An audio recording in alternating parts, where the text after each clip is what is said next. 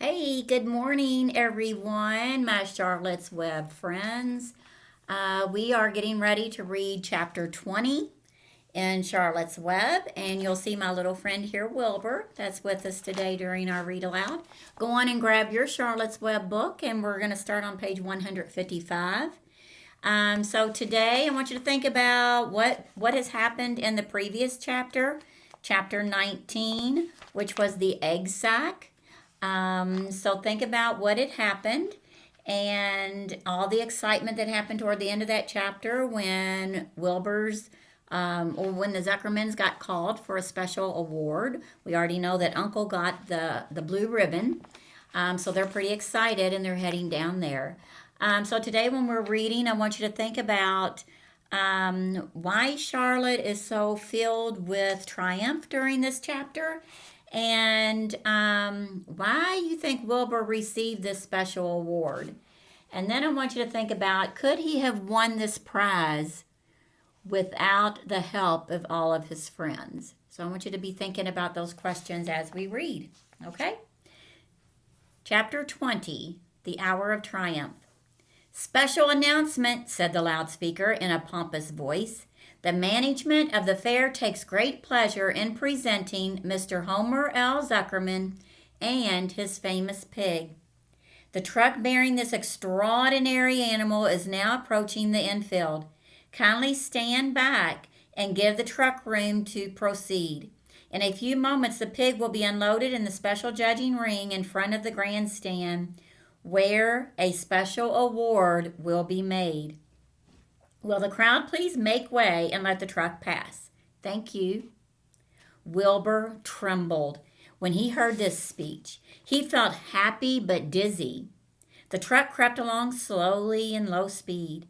Crowds of people surrounded it, and Mr. Arable had to drive very carefully in order not to run over anybody.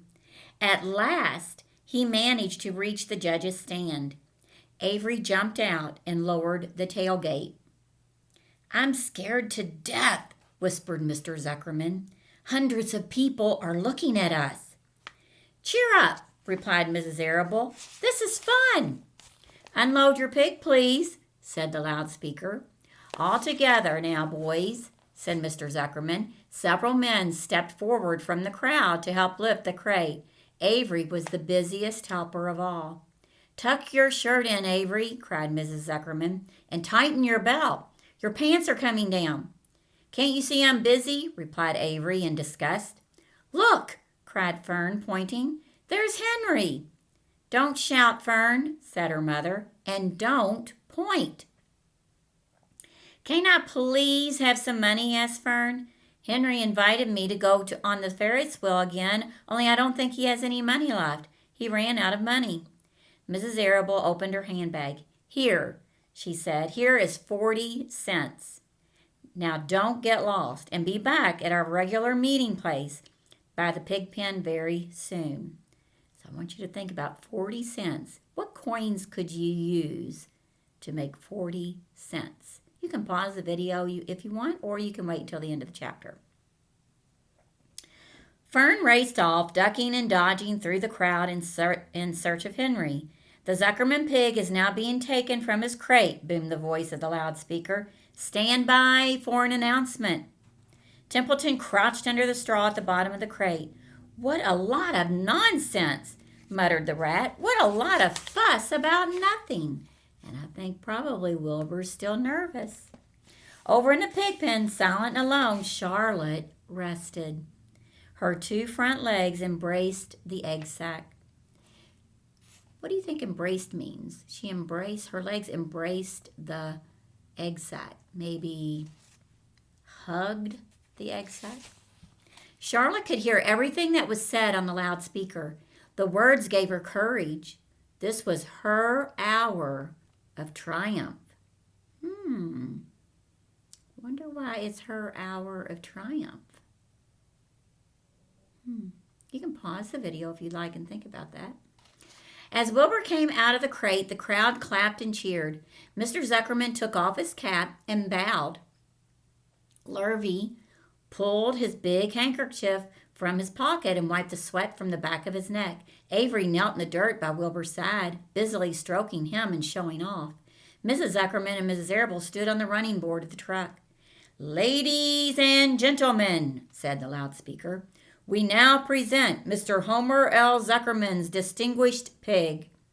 The fame of this unique animal has spread to the far corners of the earth, attracting many valuable tourists to our great state.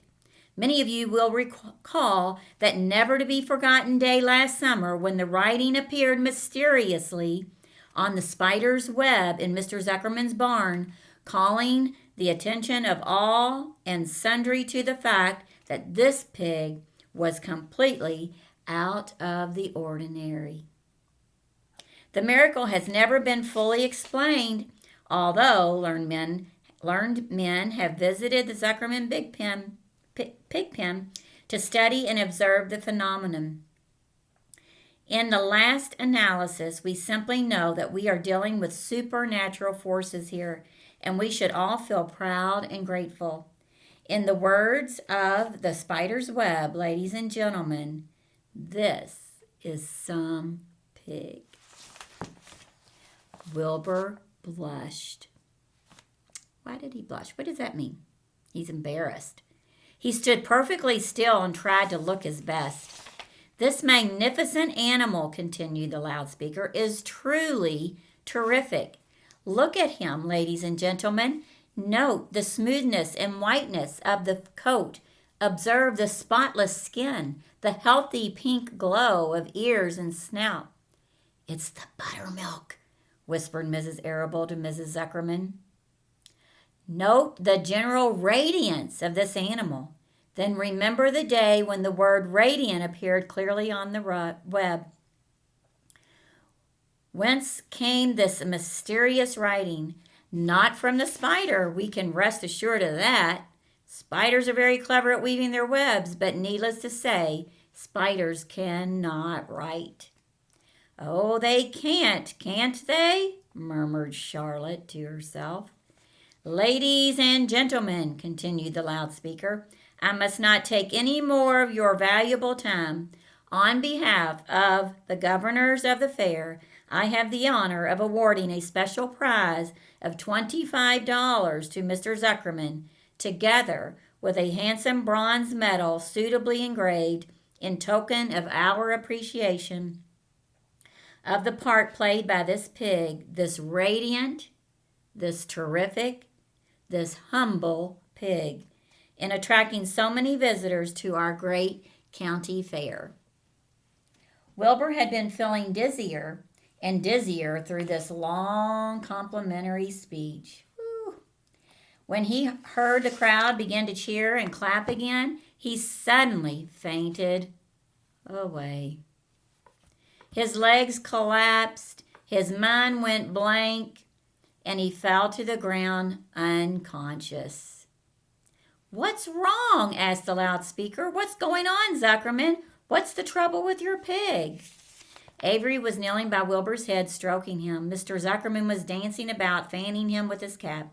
"He's all right," cried Mr. Zuckerman. "He gets these spells. He's modest and can't stand praise." "Well, we can't give a prize to a dead pig," said the loudspeaker. "It's never been done." "He isn't dead," hollered Zuckerman. "He's fainted. He gets embarrassed easily. Run for some water, Lurvy." Lurvy sprang from the judge's ring and disappeared. Templeton poked his head from the straw. He noticed that the end of Wilbur's tail was within reach. Templeton grinned. "I'll tend to this," he chuckled. He took Wilbur's tail in his mouth and bit it, just as hard as he could bite. Ooh, that must have hurt. The pain revived Wilbur. In a flash, he was back on his feet. "Ouch!" he screamed. "Hooray!" yelled the crowd. "He's up! The pig's up! Good work, Zuckerman! That's some pig!" Everyone was delighted. Mr. Zuckerman was the most pleased of all. He sighed with relief. Nobody had seen Templeton. The rat had done his work well. And now one of the judges climbed into the ring with the prizes. He handed Mr. Zuckerman 2 $10 bills and a $5 bill. Then he tied the medal around Wilbur's neck. Then he shook hands with Mr. Zuckerman while Wilbur blushed. Avery put out his hand, and the judge shook hands with him, too. The crowd cheered. A photographer took Wilbur's picture. A great feeling of happiness swept over the Zuckermans and the Arables. This was the greatest moment in Mr. Zuckerman's life. It is deeply satisfying to win a prize in front of a lot of people. As Wilbur was being shoved back into the crate, Lurvy came charging through the crowd carrying a pail of water. His eyes had a wild look. Without hesitating a second, he dashed the water at Wilbur. In his excitement, he missed his aim, and the water splashed all over Mr. Zuckerman and Avery. They got soaking wet. "For goodness sake," bellowed Mr. Zuckerman, who was really drenched. "What ails you, Lurvy? Can't you see the pig is all right?" "You asked for water," said Lurvy meekly. "I didn't ask for a shower bath," said Mr. Zuckerman. The crowd roared with laughter. Finally, Mr. Zuckerman had to laugh too. And of course, Avery was tickled to find himself so wet, and he immediately started to act like a clown. He pretended he was taking a shower bath. He made faces and danced around and rubbed imaginary soap under his armpits. Then he dried himself with an imaginary towel. "Avery, stop it," cried his mother. "Stop showing off." But the crowd loved it. Avery heard nothing but the applause. He liked being a clown in a ring with everybody watching in front of a grandstand. When he discovered there was still a little water left in the bottom of the pail, he raised the pail high in the air and dumped the water on himself and made faces. The children in the grandstand screamed with appreciation. At last, things calmed down. Wilbur was loaded into the truck. Avery was led from the ring by his mother and placed on the seat of the truck to dry off. The truck, driven by Mr. Arable, crawled slowly back to the pig pen. Avery's wet trousers made a big wet spot on the seat. So that's chapter 20. So think about the questions that we were thinking about at the beginning of the story. Why is it Charlotte's Hour of Triumph? And that's actually the title of this chapter.